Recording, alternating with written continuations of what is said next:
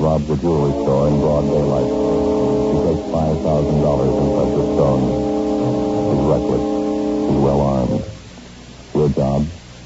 Get him.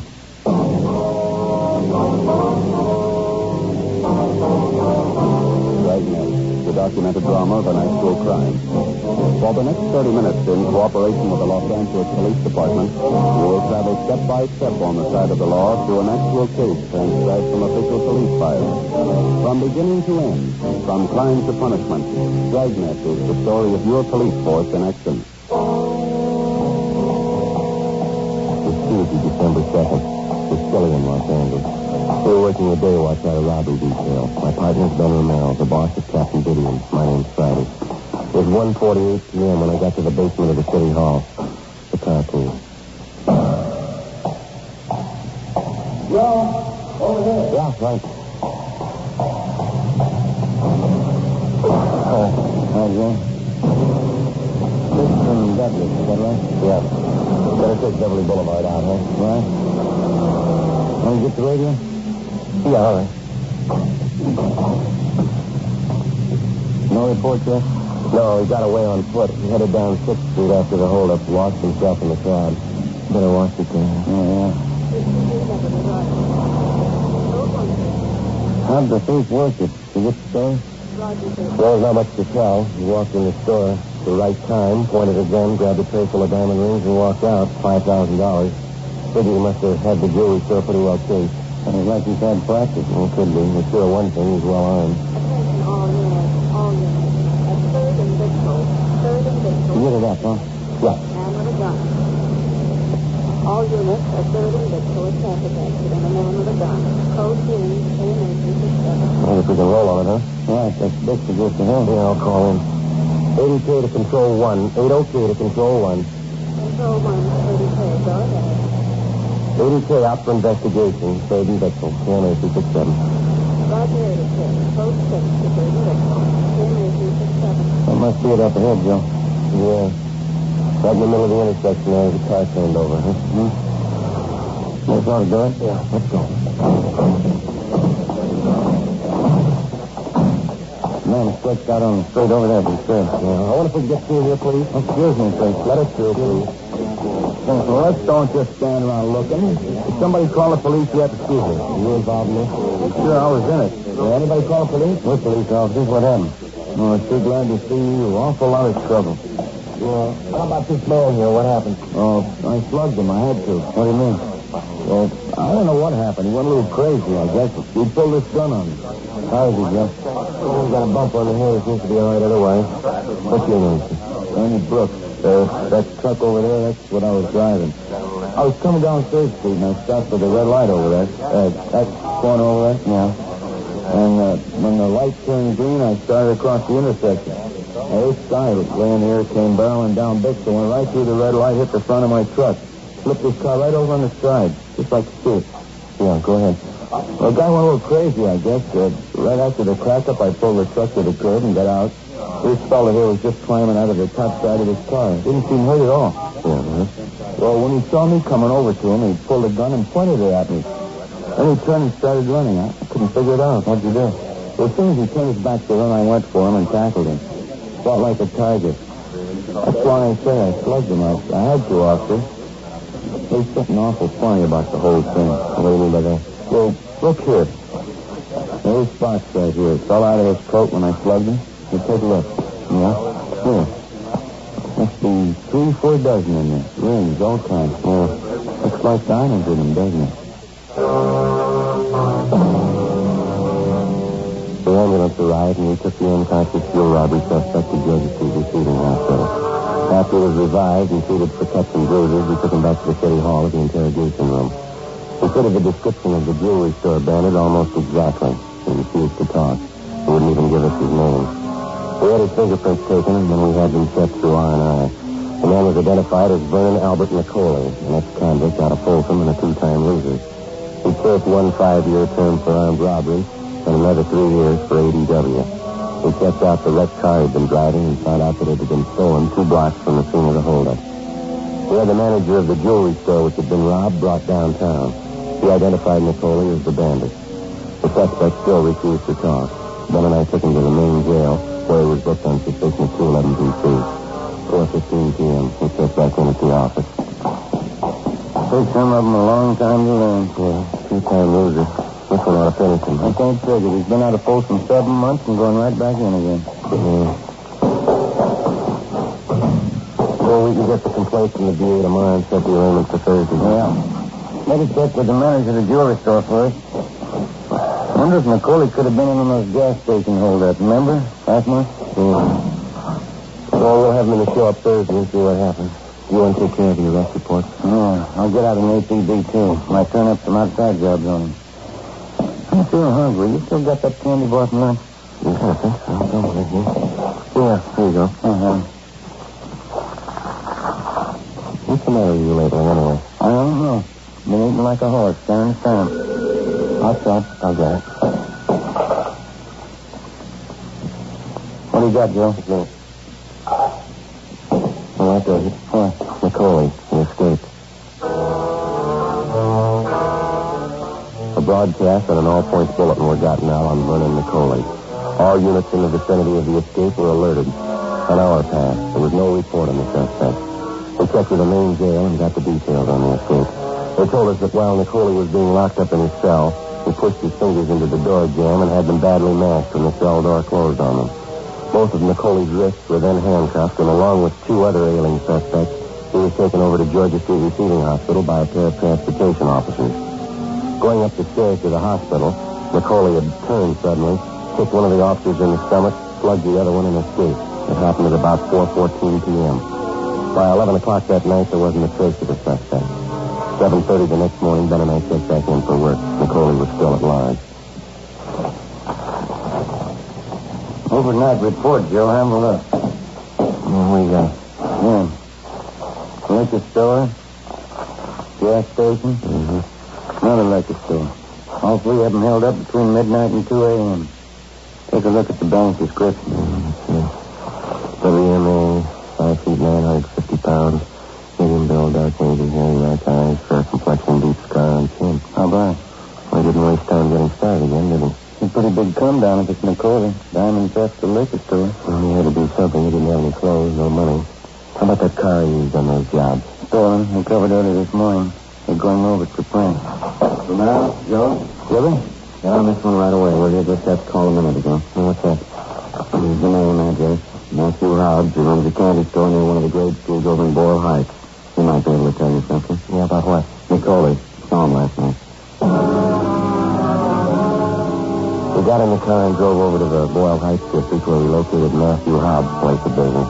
It was a small store on Delray Avenue, 1 block from the neighborhood grammar school. The sign out in front read, New Geneva Candy Parlor and Variety Store. There was the usual display in the window. A wind-up train, a few inexpensive dolls, pencils, writing tablets, and some crepe paper. Inside, the main attraction was 2 long showcases filled with a variety of penny candy. There was a small soda fountain at the rear of the store, topped with a slab of worn marble. Matthew Hobbs was a small, thin man. He looked to be in his mid-60s. He sat behind one of the counters filling cellophane bags with Christmas candy while he talked to us. We asked him about McCauley. Yes, that's right. Found him was here last night. About 10 o'clock, 10:15, no later. You want me to help him? Did you know McCauley that well, Mr. Hobbs? As well as I know most of the kids that grew up around here. Yes, I guess I knew him well. Well, what did he ask for in the way of help? His money, clothes. He got no family left. I guess I was the only one he thought to come to. Mm-hmm. Well, how is it that you didn't notify us sooner, Mr. Hobbs? I knew you'd ask. I'd like to explain if I could. Yes, sir, please. Did you hand me that stack of bags there, Sergeant? No. Yes? No, the number 2. Yeah, those, yeah. Mm-hmm. All right, here you are. Thank you. As I said, he knocked on my back door about 10 o'clock, and I let him in. Acted just like an animal. Some kind of crazy animal. Did he have handcuffs on? Yeah, but the chain connecting him was broken. It made me file off each handcuff. Yeah? I wouldn't do it at first. I had no idea what was going on. He said he'd kill me if I didn't help him. He kept threatening me. I never saw Vernon like that before. Uh-huh. Go on, Pete. You know, Sergeant, I knew that boy when he was in grammar school right up the street there. Won't you sit down and think sometimes, huh? Where they grow up and change? Yes, sir. Well, what happened after you took the cuffs off of him? Well, he got out of his jail clothes and put on one of my suits. Took what I had in my wallet, $12, and then he kept running around and he found my gun. He took that with him, too. Well, didn't you think of calling for help? Not the way he acted, Sergeant. Just like a crazy animal. Wanted to kill me if I'd tried anything. He warned me not to tell anybody he was here. He said he'd come back and kill me if I did. Well, I waited this morning and I called the police. You said McCauley took a gun from you, Mr. Haddon. What kind of a gun was it? .32 automatic. Colt. I've had it for years. I have it registered with you people. He took just what he pleased. Clothes, guns, money. If you want the truth, Sergeant, I just wasn't brave enough to try to stop him. Well, when McCauley left here, did you notice if he had a car? No, he left on foot. Walked across the street and went down that way, towards town. I don't know. I don't suppose you'll get too far. I hope not. Do you have any idea who he might try to contact? Some of his old friends, his relatives? No, he doesn't have any folks I know of. Terrible thing, isn't it? Kids growing up. The way they change, like McCauley.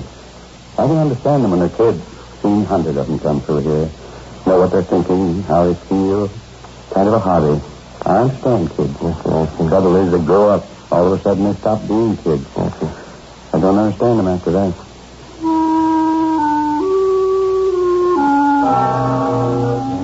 After we left the candy store, we went back to the office and got out a supplementary APB containing a description of the suspect's clothing and the gun that he'd stolen. Together with Gonzalez and Pena from robbery, Ben and I checked all of McCauley's known friends in his usual hangout. Stakeouts were placed. We got nowhere. The late evening holdups continued. Each of the victims identified McCauley as the bandit. He used the same M.O. in each case.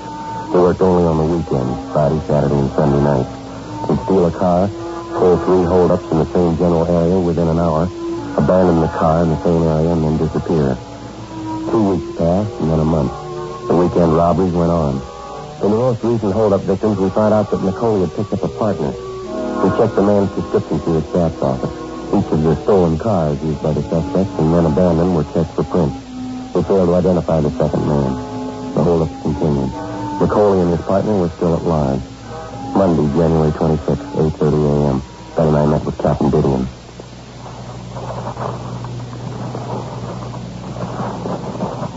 What's the count, Skipper? The usual. 3 hold-ups Friday, 3 Saturday, 3 Sunday. He's proved his point. He's consistent. Now, when do you blow the whistle on him? We're doing everything that can be done. Stakeout, extra units on duty. Not enough. The corner pocket wants some results. They want them fast.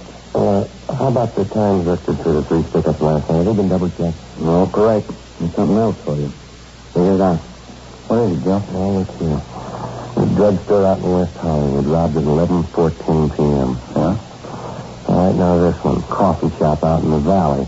Robbed at 11:21 p.m. Both of them the same M.O., same area. Well, it doesn't figure. They couldn't have made it from the spot in West Hollywood out to the valley in 7 minutes. It's not possible. There's a report. Check it. I know, but how could they do it? There must be some way to work out the answer. There's got to be. I can give you a shortcut, McCauley. Find him. Another 2 weeks passed, and then 2 weeks more. Besides the extra men and units put in service on weekends, 24 separate stakeouts were established in areas where we figured McCauley and his accomplice would strike. Didn't help much. The holdups continued. There was only one difference. The description of the bandit didn't jive anymore. We still didn't have an answer to the superhuman speed that the 2 gunmen seemed to show in robbing victims at widely separated points, all within a short period of time. We stayed on it. Friday, February 21st. Ben and I took our turn on night stakeout in a vacant store on Sunset Boulevard. We were assigned to cover a drugstore and a bar directly across the street. We spent 2 weekends on the job. It was quiet. Nothing happened. The 3rd weekend was no different. One thing's for sure. We never have any luck taking stakeout. No, we didn't. This empty store must be the draftiest place in town. Oh, I don't know. We've had worse. What time you got? 5 past midnight. A little band over in the bar. Sure earn their money, don't they? Allowed anyway. Here, Beth. Have a look. Hey, getting out of that car down the street there, see? Oh, yeah, they're heading for the bar. What do you think? Both got dark here. About the same bill. Sounds like they're in a hurry. They're going in the bar. Oh, come on. Come on, we better hurry. That's it. Come on. All right, throw down the guns. Look out! All right, hold it. Throw down your guns. Now, come on, hands behind your head. Watch you. All right, hold it right there. Come on your feet. You all right, Ben? Yeah. You had a good drink. Well, that's both of them. It wraps it up, huh? Well, you better look again. Huh? Neither one of them, Macaulay.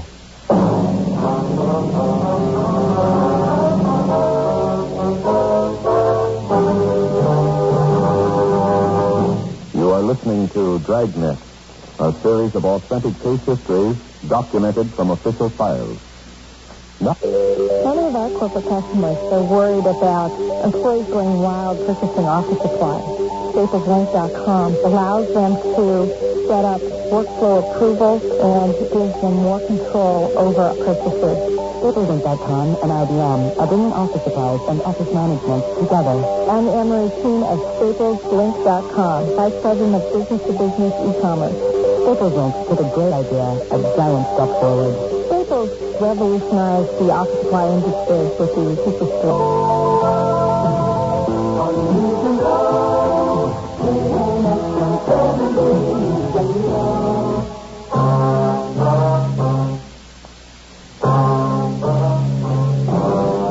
Saturday, February 22nd. Ben and I took the two robbery suspects downtown to the city hall to the interrogation room. We checked them through R&I and found that they both had records for burglary and grand theft auto. The car that they'd been using that night had been stolen. After 2.5 hours of interrogation, one of the suspects, a P. Albanese, decided to break down and cooperate. 1 a.m., the interrogation room. I get something out of it, don't I? Helping you. You never don't forget to help you when you get me in court. Most people know about it, Pete. And be making out of court. I want your story. You would never should have went for it. Believe me, it won't happen again. Macaulay, he talked me into it. Talked into what, Pete? Helping him out on pickups. I was his partner in his first one. After he broke through? Yeah, that's right. He came in with a foolproof system of his, and I was sucker enough to go for it. How long did you work with him? Just a couple of weekends.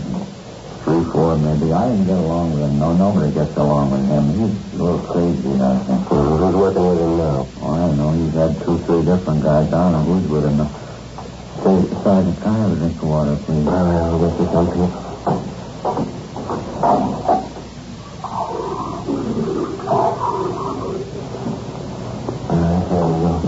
How about the way Macaulay works, Pete? 3 or 4 robberies a night all over town. A lot of guys working, that's all. They all keep it the same way, huh? Yeah, sure. When I left him, I went on my own. I picked up a partner and used their system. Pretty good one, huh?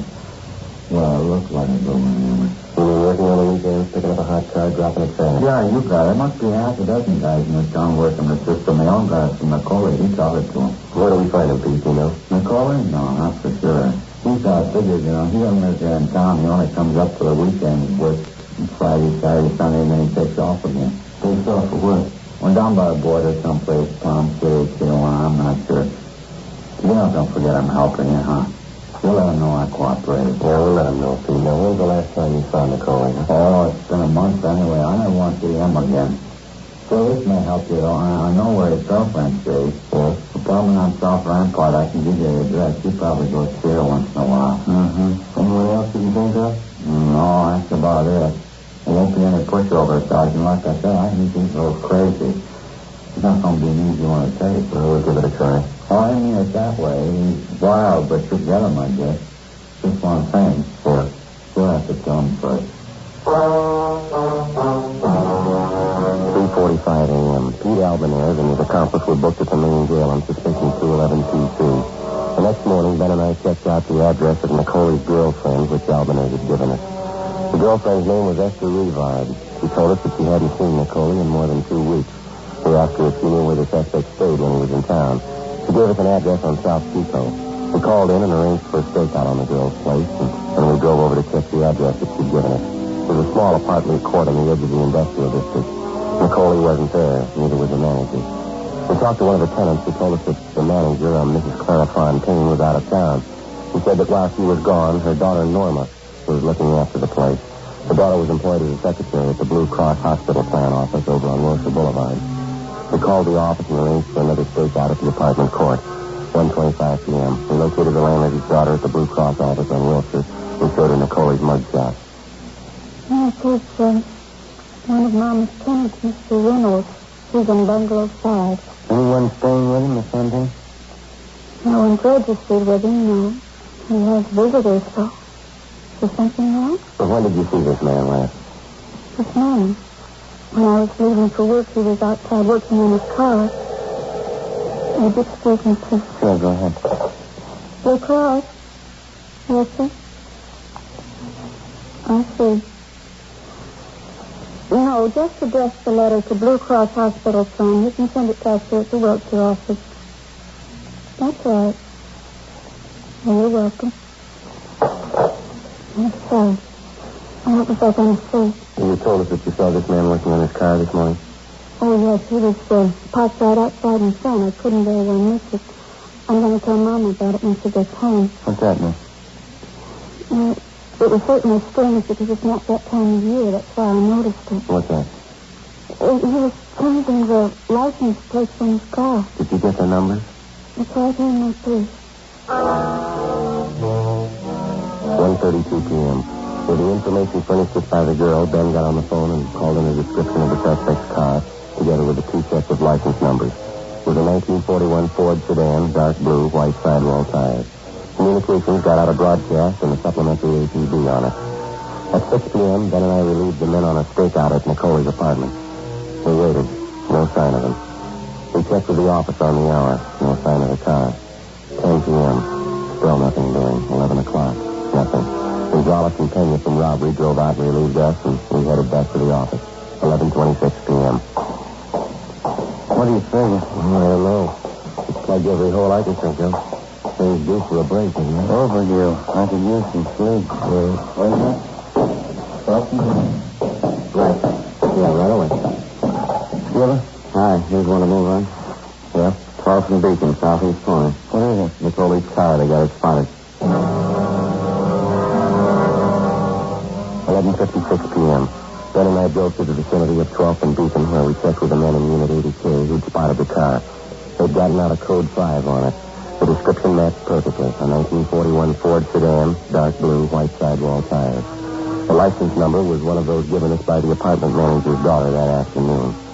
Together with the 2 men in 86K, we staked out on the suspect's car at a distance. It was parked almost exactly in the middle of the block. About 20 feet behind it, a red and white delivery truck was parked. The street was fairly deserted. The only place of business open was a small corner bar at the far end of the block. 12:30. 1 a.m. No one came near the dark blue sedan. We waited. 2 a.m. The corner bar closed up. A man came out, got in the red and white delivery truck, and drove off. 2:30 a.m. The dark blue sedan was still sitting there. We kept waiting. Roger 59, code 7. Well, one way or the other, I wish he'd make up his mind. It's a long ways. Closed in here and it wasn't that vacant store. Well, better check and see if you're clear. Yeah, all right, I'll do it. 80K to Control 1. 80K to Control 1. Control 1 to 80K. Go ahead. 80K to Control 1. Are we clear? Control 1 to 80K. Stand by. Oh, you on smoke? I'm out. You too? Yeah. I guess we do without. Yeah. Control 1 to 80K. Control 1 to 80K. You're cleared. Code 1 to MH367. 80K to Control 1. Roger. KMH367. Hey, have a look, Joe. Just turn the corner. Where? Far end of the block, opposite side. Heading up this way. Yeah. You make out 2 of them there? Mm-hmm. 2. They're passing by the sedan. No, they're... Oh. They're getting near, aren't they? Mm-hmm. Come on. Spotted us, Joe. They're getting out. All right, hold it there, both of you. Down, Joe. Throw it up the Coley. Behind that car. All right, hold it. Don't shoot, go. Throw out your gun, both of you. Harry, don't shoot. Throw out your gun. They'll kill him. Shoot up, Harry. They'll kill him. Come on, throw him out. Don't shoot. Here's my gun. Don't shoot. One of them. Come on, Harry. They got it. Shoot up. That's 2. Let's go. Yeah, careful. There's a gun. Don't shoot. I got my hands up. All right, keep them up. Okay, I will. Just don't shoot. I didn't use my gun. Harry did. I tried to tell him you heard me. You heard me. You heard me Synopsis shoot. Check my gun. I didn't shoot it, you. Come on. Get him out in front of him. I'll get you. All right. I'm out, officer. Third time for me. All right, save it. Okay, Joe, you ready? Let's go. Please, huh? You ready to break? You picked the wrong time to cry, mister. Please, now, this is the third time for me. I'm no good in that. You had your chances. You kicked them away. Let's make a deal, huh? I'm no good in jail. No good at all. You're no better out here. Let's go. The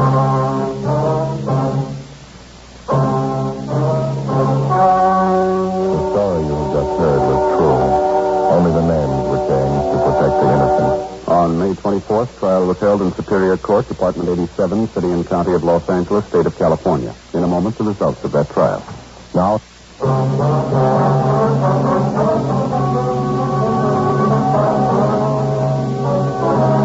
Vernon Nicoli and his accomplices were tried and convicted on several counts of first-degree robbery. They received sentences as prescribed by law and are now serving their terms in the state penitentiary. First-degree robbery is punishable by a prison term of not less than 5 years, with a maximum life term. Ladies and gentlemen, the Red Cross has been asked by your government to help the nation mobilize for defense. You can help by giving generously to the Red Cross. You have just heard Dragnet, a series of authentic cases from official files. Technical advice comes from the Office of Chief of Police W.H. Parker, Los Angeles Police Department. The